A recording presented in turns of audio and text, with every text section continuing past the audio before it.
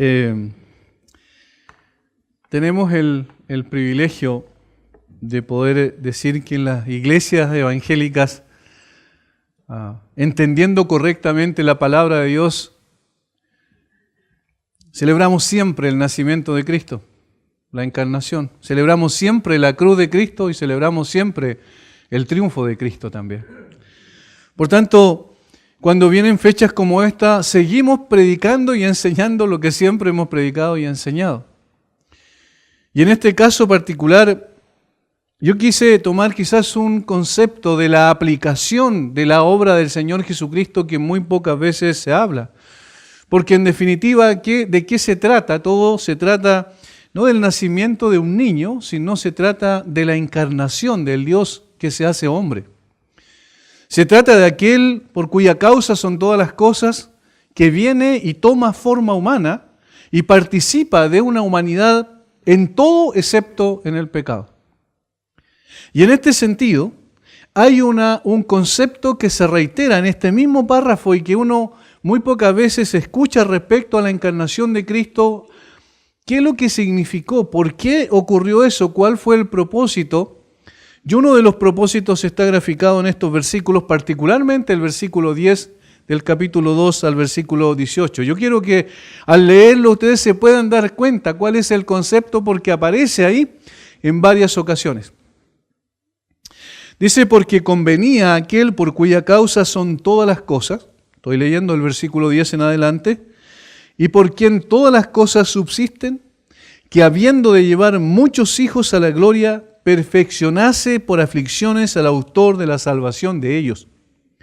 Porque el que santifica y los que son santificados, de uno son todos, por lo cual no se avergüenza llamarlos hermanos, diciendo, anunciaré a mis hermanos tu nombre en medio de la congregación, te alabaré. Y otra vez yo confiaré en él y de nuevo he aquí yo y los hijos que Dios me dio.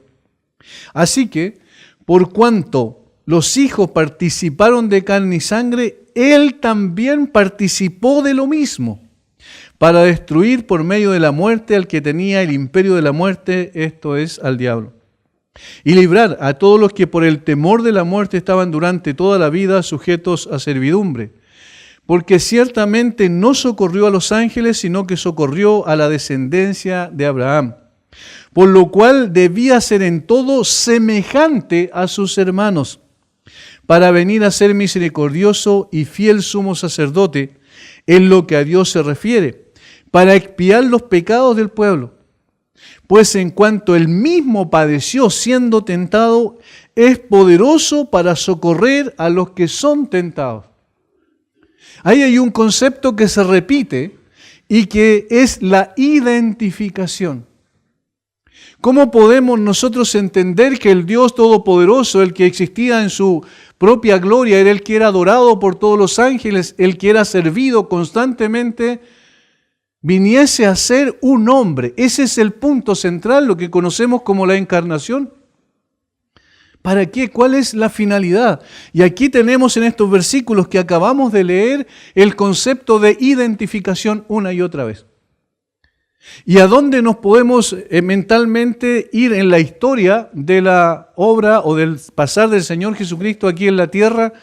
Obviamente el tiempo en el cual llegó un día al Jordán donde estaba bautizando Juan el Bautista y el Señor le dijo que lo bautizara a él. Y uno se hace la pregunta, ¿cuál es la razón por la cual Cristo tenía que ser bautizado? Cuando el bautismo de Juan era el bautismo de arrepentimiento de pecado. Pero el Señor no cometió pecado. Como dice el apóstol Pedro, no hubo engaño en su boca, ni hubo nada, ni en su mente, ni en su carácter, ni en su forma de actuar que significó algún tipo de pecado. Él era sin pecado. ¿Por qué entonces va donde Juan el Bautista, que estaba bautizando por bautismo de arrepentimiento, para que Juan lo bautizase? Y obviamente hay una sola explicación posible, porque él se quería identificar con aquellos por los cuales venía a morir y a los cuales venía a salvar. Porque los que sí necesitábamos arrepentimiento somos nosotros los hombres. Él se identifica con los que venía a salvar de esa manera, y cuando nosotros nos bautizamos habiendo creído en Cristo, nos identificamos con lo que Él hizo por nosotros. Hay una doble identificación. Pero la primera y la más importante es que Cristo se identifica con nosotros. Y eso es lo que tenemos aquí. Yo voy a reiterar algunos conceptos y después los vamos a desarrollar en una forma un poco más exhaustiva. Notemos versículo 11, porque el que santifica y los que son santificados de uno son todos, por lo cual no se avergüenza de llamarlos hermanos. ¿Ven? Hay una identificación allí. Versículo 14, así que por cuanto los hijos participaron de carne y sangre, Él también participó de lo mismo. ¿Ven? Hay otra identificación evidente allí. Versículo 17, por lo cual debía ser en todo semejante a sus hermanos, identificándose con aquellos por los cuales venía a morir. Y versículo 18, pues en cuanto él mismo padeció siendo tentado, él mismo es poderoso para socorrer a los que son tentados. Se identifica también con otra área de nuestra personalidad como seres humanos. Entonces, lo que está en estos versículos es la identificación. Cristo se identifica con el hombre. Por eso nosotros podemos celebrar una y otra vez el nacimiento de un niño, pero si no entendemos las implicancias de eso, si no entendemos las razones por las cuales eso ocurrió, vamos a seguir en la nebulosa y no vamos a avanzar nada en cuanto a nuestra necesidad de poder ser cambiados y transformados conforme a la imagen de Cristo. Necesitamos comprender las implicancias de esto, y por eso me parece muy interesante que las cartas, ¿cierto?, que aparecen en el Nuevo Testamento, desde el libro de Romanos en adelante, precisamente lo que hacen es una explicación de lo que Cristo es e hizo por nosotros. Y hermanos, eso es lo que yo quiero hoy día presentar delante de ustedes, explicar lo que Cristo hizo por nosotros desde la misma perspectiva de las Escrituras, por qué Él hizo lo que hizo. Y notemos un detalle interesante. Aquí hay 3 partes de la obra del Señor Jesucristo. Y las 3 es la que en la mañana decíamos. Siempre cuando hablamos de Jesús, hablamos de su encarnación, hablamos de su obra o su muerte en la cruz y hablamos de su señorío en la gloria. Siempre necesitamos hablar de eso porque de eso se trata todo lo que es la esencia del cristianismo, que es el Evangelio. Es Cristo, pero Cristo viniendo a ser un hombre, identificándose con nosotros, muriendo en la cruz y luego ascendiendo a la gloria del Padre. Y notemos que esta identificación es en 3 partes también en estos versículos. Yo quiero que primero veamos del versículo 10 al versículo 13. Ahí está la primera identificación y notemos de qué se trata. Porque convenía aquel por cuya causa son todas las cosas y por quien todas las cosas subsisten, que habiendo de llevar muchos hijos a la gloria, perfeccionase por aflicciones al autor de la salvación de ellos. Dios en su esencia misma no puede sufrir, porque obviamente el sufrimiento es producto del pecado.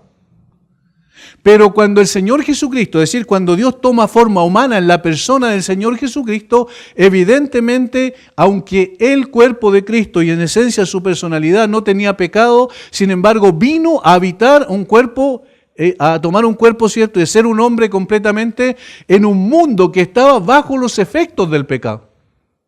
Y el efecto del pecado es sufrimiento y aflicción.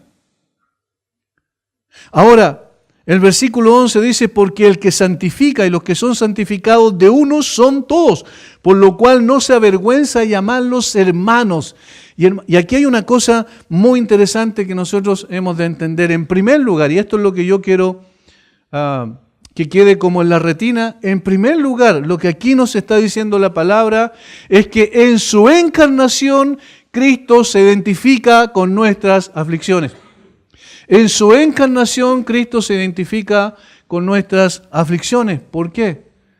Porque en el versículo 10 dice en la última parte que el Padre, porque en la primera parte del versículo habla del Padre, perfeccionase por aflicciones al autor de la salvación de ellos. ¿Quién es el autor de la salvación? Cristo. Pero ¿cuándo podía empezar su sufrimiento o aflicción? Cuando estuviese en la condición de hombre. Desde el mismo momento en que el Señor Jesucristo nació, empezó a ser afectado por un mundo que estaba lleno de pecado y bajo los efectos terribles del pecado.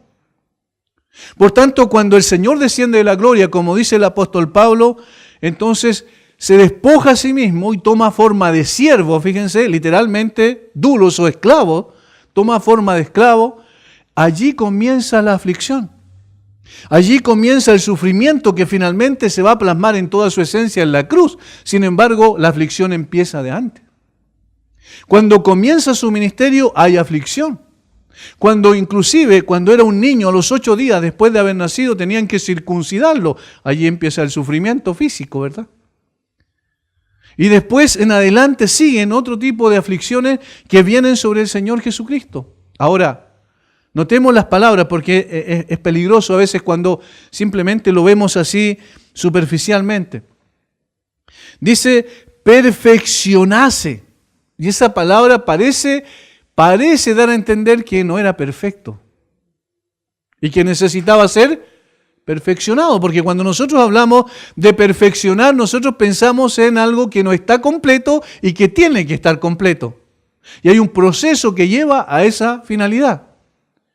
Pero cuidado, porque la palabra aquí es una palabra griega teleios y no necesariamente significa llegar a ser perfecto, sino que significa llegar a cumplir el propósito. Esta palabra tiene que ver con objetivo, con propósito. La palabra telos literalmente en griego es propósito.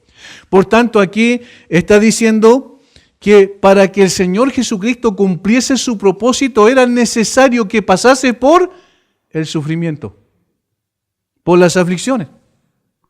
Ahora la pregunta es, ¿quién está en esa condición? ¿Quiénes eran los que estaban en esa condición por causa del pecado? Obviamente nosotros. Entonces aquellos a los cuales Él vino a salvar, Él se identifica con las aflicciones que esas personas estaban padeciendo, es decir, cada uno de nosotros por causa del pecado. Ahora, no porque Él haya hecho algo malo, sino por causa de nosotros. Por eso es que hay una identificación. Y es muy interesante que utiliza también la palabra en el versículo 11, hermanos, al referirse a nosotros. Y esto es tremendo porque esto viene del Antiguo Testamento, viene el Salmo 22, que es el Salmo mesiánico por excelencia, que es el Salmo de la cruz. El Salmo 22 es el Salmo de la cruz. Así como el Salmo 24 es el Salmo de la gloria, el Salmo 22 es el Salmo de la cruz. Y allí es citado esto. Fíjense el versículo 11, porque el que santifica y los que son santificados, el que santifica obviamente se refiere a Cristo, y los que son santificados se refiere a los cuales, por los cuales vino a morir. De uno son todos, por lo cual no se avergüenza de llamarlos hermanos diciendo, y ahí está la cita, anunciaré a mis hermanos tu nombre, en medio de la congregación te alabaré. Y otra vez yo confiaré en Él y de nuevo he aquí yo y los hijos que Dios me dio. Anunciaré a mis hermanos tu nombre. Vayamos al Salmo 22, versículo 22. Salmo 22, versículo 22.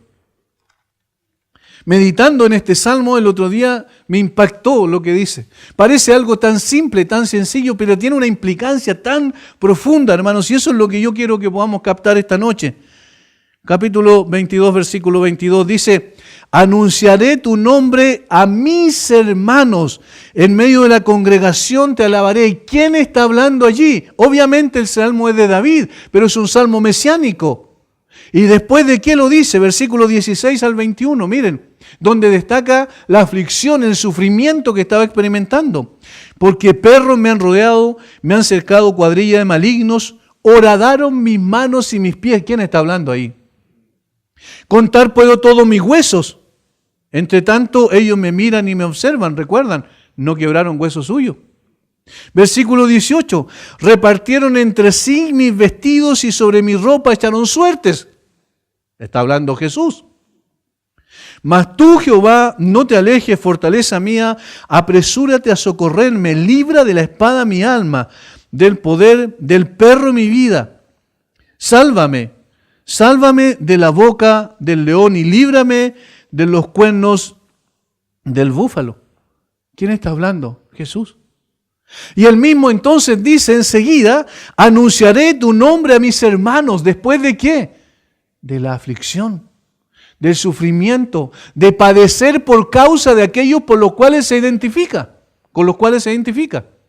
¿Entienden el sentido del Salmo? Y entonces cuando él dice, anunciaré tu nombre a mis hermanos, ya está hablando de la resurrección, después de la resurrección, cuando venció la muerte, cuando venció la aflicción. Ahora, por eso entonces puede santificar a aquellos que viene a salvar, a santificar y a glorificar. ¿Cuándo ocurre eso? Una vez que Él se levanta poderosamente entre los muertos. Y notemos ahora cuál fue el primer mensaje de Jesús después de la resurrección. Esto es extraordinario. Mateo, capítulo 28,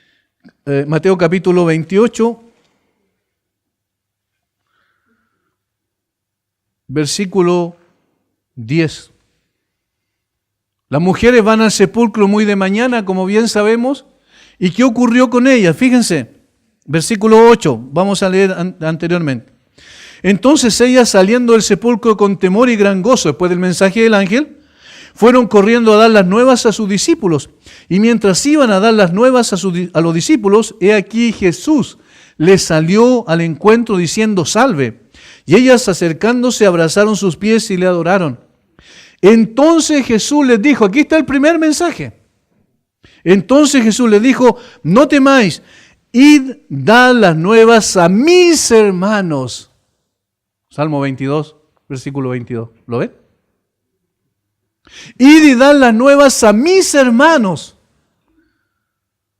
Es decir, el Señor Jesucristo se identificó a tal punto con nosotros de que nos llamó hermanos.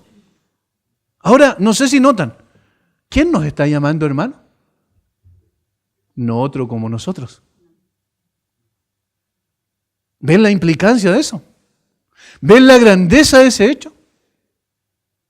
Carlos Spurgeon dice, mis hermanos, esto nos da evidencia de la condescendencia del Hijo de Dios y también de la gran exaltación de los hijos de los hombres. Dos cosas ocurrieron allí.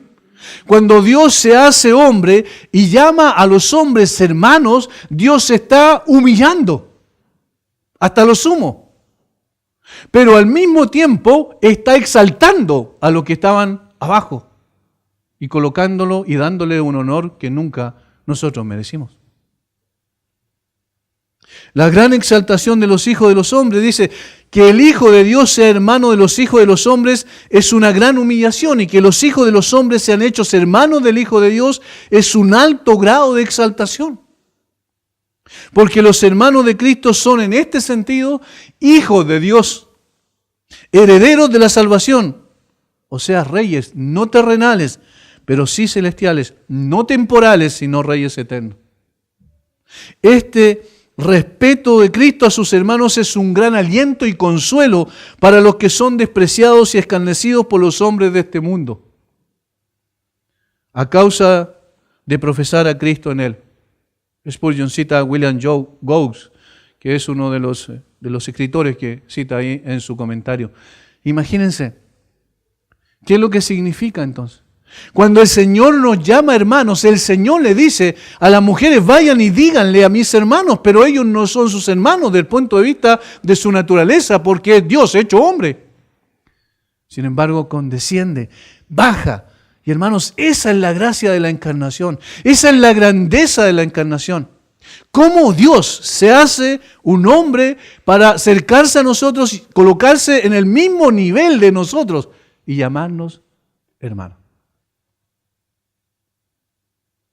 Si esto no hace algo, no escarba nuestros sentimientos y emociones más profundas, no sé quién lo puede hacer, porque de verdad es algo tremendo.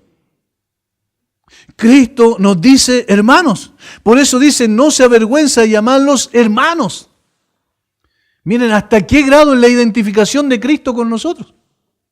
No es simplemente que Él vino, se hizo hombre, fue a la cruz, murió y resucitó y ascendió a los cielos y entonces salvó a los hombres. No, sino que es una identificación completa, total.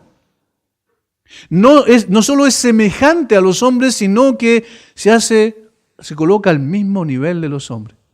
Humillación para Él, exaltación para nosotros. Hasta este punto es lo que sucedió en la encarnación. Por eso es que cuando Simeón vio al niño, lo tomó en su brazo y dijo: ahora puedes despedir a tu siervo en paz porque han visto mis ojos tu salvación. Él sabía que no era un niño común y corriente, sino alguien que Dios había enviado a identificarse con el hombre a tal punto de ser igual al hombre, pero con una sola excepción, sin pecado. ¿Pero qué tuvo que pasar en el proceso? Aflicciones. Aflicciones. Esto es lo que implica entonces que el Hijo de Dios se haya hecho Hijo de los hombres. Eso ocurrió en la encarnación para que los hijos de los hombres sean hechos hijos de Dios. El capítulo 5 del mismo libro de Hebreo dice el versículo 7: y Cristo en los días de su carne ofreció ruegos y súplicas con gran clamor y lágrimas al que le podía librar de la muerte, y fue oído a causa de su temor reverente. Como hombre, clamaba a su Padre todo el tiempo. Y aunque era hijo, por lo que padeció, aprendió la obediencia. No en el sentido de que él no haya sido obediente, sino por lo que padeció se perfeccionó para poder, en el sentido de alcanzar el objetivo, sacar al hombre de la condición de perdición en la que se encontraba. Y habiendo sido perfeccionado, vino a ser autor de eterna salvación para todos los que le obedecen. De tal manera entonces que en la encarnación Cristo se identificó con nuestras aflicciones, porque la aflicción es consecuencia del pecado. Y Él llevó nuestros pecados. En segundo lugar, en la cruz Cristo se identificó con nuestra necesidad. Versículo 14 al 16. Así que por cuanto los hijos participaron de carne y sangre, Él también participó de lo mismo para destruir por medio de la muerte, allí está la cruz, por medio de la muerte al que tenía el imperio de la muerte, esto es, al diablo, y librar a todos los que por el temor de la muerte estaban durante toda la vida sujetos a servidumbre. Porque ciertamente no socorrió a los ángeles, sino que socorrió a la descendencia de Abraham. En la cruz Él se identificó con nuestra necesidad más imperiosa. ¿Cuál era la necesidad? Está descrita allí por dos conceptos. Uno, mientras Cristo no murió por nosotros y vino a buscar, ¿cierto?, a los que estábamos perdidos, nosotros en esa condición natural estábamos ¿en qué situación? En una situación de esclavitud, bajo la autoridad, la potestad de Satanás. Eso es lo que dice el versículo 14. Y el versículo 15 dice que éramos esclavos y librar a todos los que por el temor de la muerte estaban durante toda la vida sujetos a servidumbre. ¿Ven? Entonces aquí menciona dos conceptos que identifican nuestra necesidad. ¿Cuál es la primera? Que el diablo tenía un imperio bajo el cual nosotros éramos súbditos de Satanás. Y eso es lo que a la gente le molesta, incluso ridiculizan cuando nosotros decimos eso, y la Biblia dice eso. La Biblia dice eso, de hecho Jesús le dijo eso a los judíos, dice en Juan capítulo 8, versículo 31 en adelante, que habían creído en Él. Jesús le dijo, ustedes no aceptan la verdad, ¿por qué? Porque son hijos de vuestro padre el diablo. El apóstol Pablo, cuando el Señor lo llamó y cuando Él reitera su llamamiento, lo reiteró en dos ocasiones, El apóstol Pablo dice en una ocasión, en el capítulo 26 del libro de los Hechos, versículo 18, que este es el propósito por el cual Dios lo había enviado. Dice, para que abra sus ojos, para que se conviertan de las tinieblas a la luz y de la potestad de Satanás a Dios. ¿Ven? ¿Cuál es la condición natural de un ser humano? Un ser humano nace bajo la autoridad de Satanás. Nace separado de Dios y bajo el poder de Satanás. No tiene ninguna posibilidad de escaparse de él. ¿Por qué? Porque el hombre es inferior en fuerza, en poder, en sabiduría que Satanás. Entonces, ¿qué necesita? Necesita a alguien más poderoso, más grande que él para que lo pueda rescatar de esa condición. Y noten cómo aquí está el concepto de identificación. Así que por cuanto los hijos, se refiere a los que él venía a salvar, ¿cierto? Participaron de carne y sangre, él también participó de lo mismo. Ven cómo también era importante que fuese un hombre en todo el sentido de la palabra. Carne y sangre es una manera de decir seres humanos, mortales. ¿Cuál era nuestra gran necesidad? Que alguien nos quitara, nos sacara del reino de las tinieblas para trasladarnos, como dice Pablo a los colosenses, al reino de su amado Hijo. Estábamos bajo la autoridad y el poder de Satanás sin posibilidad de zafarnos por nosotros mismos. Necesitábamos a alguien poderoso que nos sacara de allí. Y por eso Él se identificó con nosotros. Vino y fue un hombre. No solo nos llamó hermanos, sino también se identifica con la necesidad más imperiosa, que era librarnos de aquello. ¿Y dónde lo hizo eso? Específicamente para destruir por medio de la muerte. ¿Lo ven? ¿Dónde lo hizo eso? En la cruz. Para destruir por medio de la muerte al que tenía el imperio de la muerte, esto es al diablo, para quitarle autoridad, poder, absolutamente todo, para aplastar la cabeza de la serpiente, de Génesis 3:15, ¿recuerdan? Para definitivamente quitarle toda autoridad. Por eso que es absurdo cuando hoy día los creyentes dicen que hay que arrebatarle cosas a Satanás. Si Satanás no tiene nada, el Señor le quitó toda autoridad de poder. De tal manera que ahora el Señor Jesucristo viene y saca a esas personas por las cuales Él vino a morir, a través de la muerte, le quita el imperio, la autoridad, el poder, el dominio, el gobierno a Satanás. Y no es eso lo que dice Colosenses capítulo 2, versículo 13 en adelante al 15. Y a vosotros, estando muertos en pecados y en la incircuncisión de vuestra carne, os dio vida juntamente con Él, perdonando todos los pecados, anulando el acta de los decretos que había contra nosotros, que nos era contraria, y quitándola de en medio y clavándola en la cruz. Y despojando a los principados y a las potestades, los exhibió públicamente, triunfando sobre ellos en la cruz. Los reyes hacían una marcha triunfal que se denominaba. Entraban a la ciudad y entraban normalmente con todos los cautivos atrás. Y a uno al que llevaban y humillaban públicamente era al rey que habían conquistado. Y aquí dice que el que conquistó a ese rey, que tenía imperio, que tenía poder, que tenía autoridad, fue Cristo, que conquistó a Satanás por medio de la cruz. Ahora, esa era nuestra primera gran necesidad, pero había una segunda gran necesidad. Versículo 15. Y librar. Entonces, no solo conquistó a Satanás y su poder y le quitó la autoridad, sino que librar a todos los que por el temor de la muerte estaban durante toda la vida sujetos a servidumbre. Librar a quienes estaban bajo servidumbre. ¿Y quién éramos eso? Nosotros.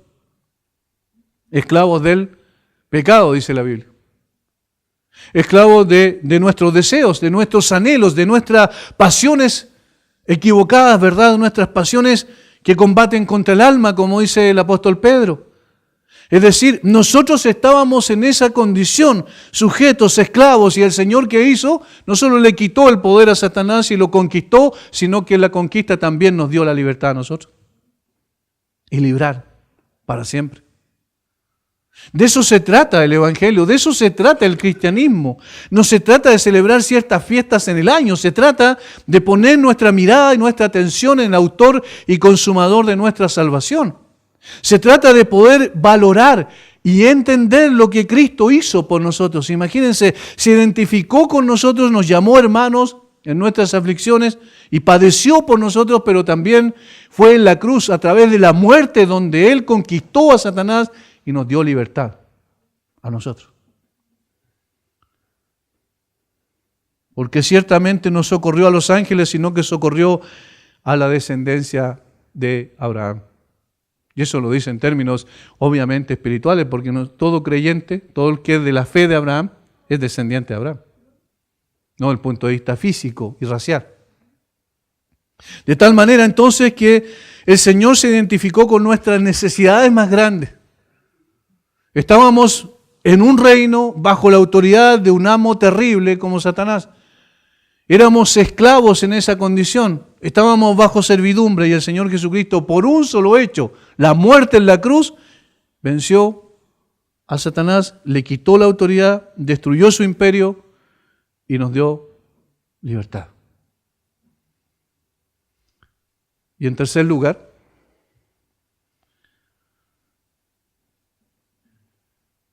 en el trono, Él se identifica con nuestra debilidad. Versículo 17 en adelante. Por lo cual debía ser en todo semejante a sus hermanos para venir a ser misericordioso y fiel sumo sacerdote en lo que a Dios se refiere para expiar los pecados del pueblo. Pues en cuanto Él mismo padeció siendo tentado, es poderoso para socorrer a los que son tentados. Ahora, ¿dónde está haciendo eso el Señor? En la encarnación se identificó con nuestras aflicciones, ¿cierto? En la cruz se identificó con nuestras necesidades y ahora se identifica con nuestras debilidades, porque dice que Él mismo padeció siendo tentado, es poderoso para socorrer a los que son tentados. Ahora, ¿desde dónde ocurre eso? No desde la encarnación, no desde la cruz, sino desde la gloria, desde el trono. Veamos por favor Hebreos 4:14, ahí lo explica muy bien. Al 16, por tanto, teniendo un gran sumo sacerdote que traspasó los cielos, ¿ven dónde está? Jesús, el Hijo de Dios, retengamos nuestra profesión, porque no tenemos un sumo sacerdote que no pueda compadecerse de nuestras debilidades, sino uno que fue tentado en todo según nuestra semejanza, y esta es la encarnación, pero sin pecado. Pero ¿de dónde hace eso? Hoy, en el presente, desde la gloria del Padre. ¿Dónde está? En el cielo, traspasó los cielos, ya está en la presencia del Padre. 40 días después de su resurrección, después de haber instruido a sus discípulos, el Señor Jesucristo asciende a la gloria del Padre. Y desde ese lugar se compadece de nuestras debilidades porque está actuando allí como sumo sacerdote. Y entonces, Él, por el hecho de haber pasado y padecido, también Él sabe cuándo sufrimos y cuál es el grado de la aflicción que nosotros experimentamos. ¿Y qué hace entonces? Dice la Escritura, se compadece de nosotros. Pues en cuanto Él mismo padeció, ¿ven? Ahí está la identificación. Siendo tentado, es poderoso para socorrer a los que son tentados. Hermanos, cuando estamos pasando por algún tipo de tentación, cualquiera que sea, Jesucristo ya sabe que eso está pasando con nosotros. Y Él sabe cómo socorrernos.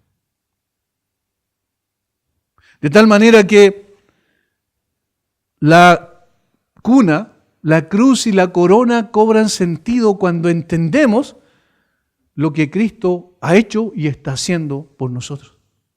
Hay una identificación plena de Él con nosotros mismos. Nuestras debilidades, Él sabe quiénes somos. Él sabe que no somos los héroes de la fe. Él sabe que no somos los súper espirituales. Él sabe que nosotros mismos a veces nos exaltamos demasiado cuando en realidad estamos muy bajos. Y nosotros nos ponemos allá, arriba. Él sabe que eso no es lo que debemos hacer. Porque entre más nosotros nos exaltamos, el que, como alguien dijo, el que está más alto cae más fuerte. El Señor sabe que somos débiles y que a veces nos estamos arrastrando por el piso. Él conoce nuestras debilidades. No tenemos que tratar de engañar a los demás, dando a entender que somos espirituales cuando delante de Dios somos personas que padecemos, que sufrimos, que luchamos y que perdemos muchas batallas en el proceso. Pero allí está el Señor. Allí está el Señor diciendo, yo padecí en la carne y ahora entonces yo los voy a socorrer. Yo sé cómo socorrerlos. Así como Él venció al tentador en el desierto, también Él sabe cómo nosotros podemos vencer hoy la tentación. Y esto es lo que el apóstol Pablo dice a los romanos. Cuando dice en el capítulo 8, ¿qué pues diremos a esto? Si Dios es por nosotros, ¿quién contra nosotros? El que no escatimó a su propio Hijo, sino que lo entregó por todos nosotros, ¿cómo no nos dará también con Él todas las cosas? ¿Quién acusará a los escogidos de Dios? Dios es el que justifica. ¿Quién es el que condenará? Cristo es el que murió. Más aún, el que también resucitó, el que además está a la diestra de Dios, el que también intercede por nosotros. ¿Desde dónde? Desde su gloria, donde está hoy sentado a la diestra del Padre. Vemos como no se trata del niño pequeño, sino se trata del Dios Todopoderoso, que sin embargo se humilla a sí mismo hasta identificarse con nosotros, padece nuestras aflicciones y luego va a la cruz y muere nuestra muerte y luego se levanta y va a la gloria del Padre y ahora nos ayuda en nuestra debilidad desde la gloria.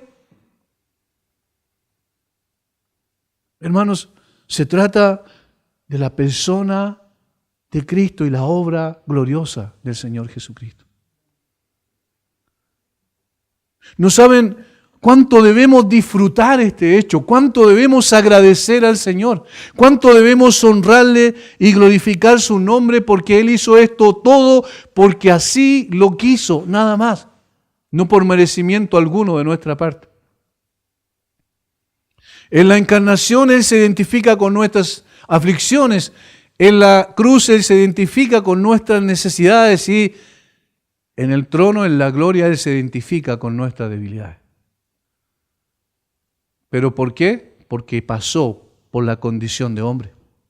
De allí la importancia de la encarnación. Cuando nosotros decimos, no le damos tanta importancia a una celebración que claramente no tiene mucho que ver con las Escrituras, no estamos diciendo que no le damos importancia a la encarnación de Cristo, sino que por el contrario, la encarnación de Cristo es el hecho glorioso, maravilloso, que antecede a la obra perfecta en la cruz. Pero sin encarnación no hay cruz. Y sin la gloria, entonces la cruz no tendría sentido. Es decir, todo se explica en base a estas tres cosas importantes. Cristo nació como un hombre, Cristo murió en la cruz en lugar del hombre culpable y Cristo ascendió a la gloria como el hombre perfecto, porque se le dio un nombre que es sobre todo nombre. Y desde allí entonces Él está intercediendo por nosotros, tendiendo su mano para sacarnos de la tentación, para darnos fuerza, para librarnos de esa situación, para limpiar nuestra mente cuando estamos confundidos por una u otra situación que estamos enfrentando. Necesitamos a Cristo, no solo encarnado, sino también muriendo en la cruz y también en la gloria misma del Padre. Él se identifica con nosotros en forma absoluta y perfecta y por eso ahora puede haber una iglesia. Y por eso pueden haber creyentes. Y por eso hay personas que tenemos la esperanza de estar un día con Él para siempre. Y por eso es que tenemos certeza de lo que viene. Por eso nuestro futuro está en buenas manos, por lo que Él hizo por nosotros. Hermanos, si Él se identificó con nosotros, ¿qué nos queda a nosotros entonces? Si Él se identificó en todo con nosotros, entonces ¿qué nos queda a nosotros identificarnos con Él?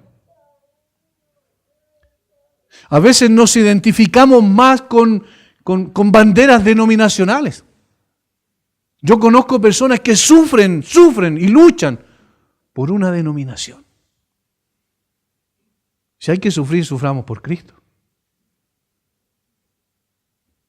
Necesitamos entender que la palabra de Dios nos revela a un Salvador eficaz, eficiente, suficiente, todopoderoso, glorioso, que se identifica con nosotros, se identificó en el pasado, se identifica hoy, se identifica también por la eternidad. Y entonces nuestra mirada está puesta en Él, nuestro corazón debe ser rendido a Él, nuestra adoración debe ser solamente a Él.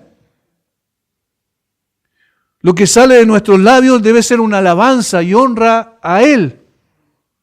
De eso se trata, la iglesia existe para Él. Él la fundó sobre su propia obra perfecta y su identidad. Tú eres el Cristo, el Hijo del Dios viviente, esa era la identidad de Cristo. Y el Cristo, el Hijo del Dios viviente, es el que también murió en la cruz y el que también ascendió a los cielos.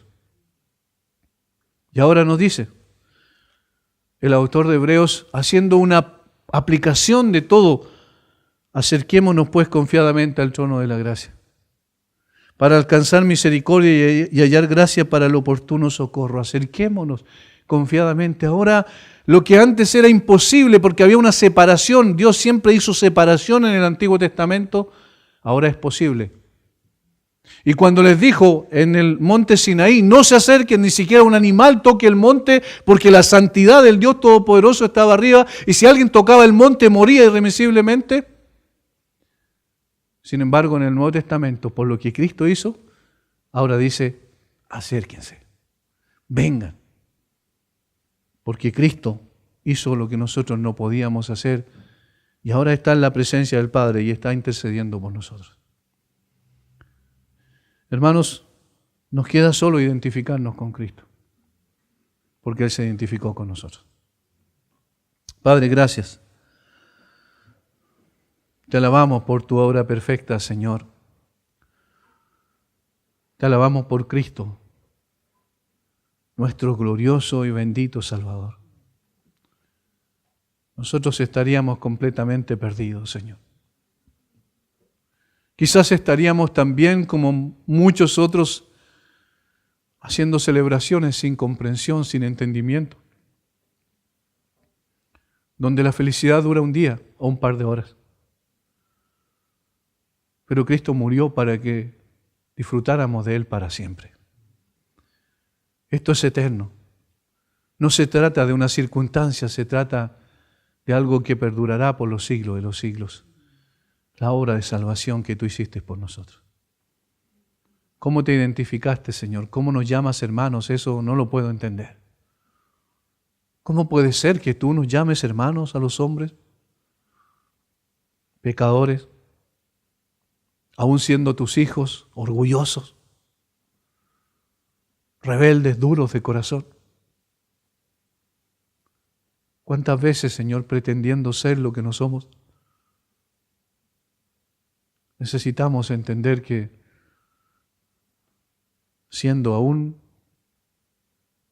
seres imperfectos, sin embargo, Cristo no se avergüenza de llamarnos hermanos. Qué tremendo título, Señor. Hermanos del Hijo de Dios. Coherederos con Cristo, dice tu palabra. Uf, qué tremendo. Nosotros somos muy pequeños y tú eres demasiado grande. Y sin embargo te hiciste el más pequeño para que nosotros fuésemos levantados de nuestra postración. Te alabamos, Señor. Y ahora conoces nuestras debilidades. Ahora observa, Señor, nuestra dificultad para caminar contigo. Y sin embargo nos sigues sosteniendo por tu gran amor. Gracias, Señor. Bendice a mis hermanos. Y que podamos darte gloria y honra, no un día, sino todos los días de nuestra vida. Por favor, Padre, te lo rogamos en el nombre de Jesús. Amén.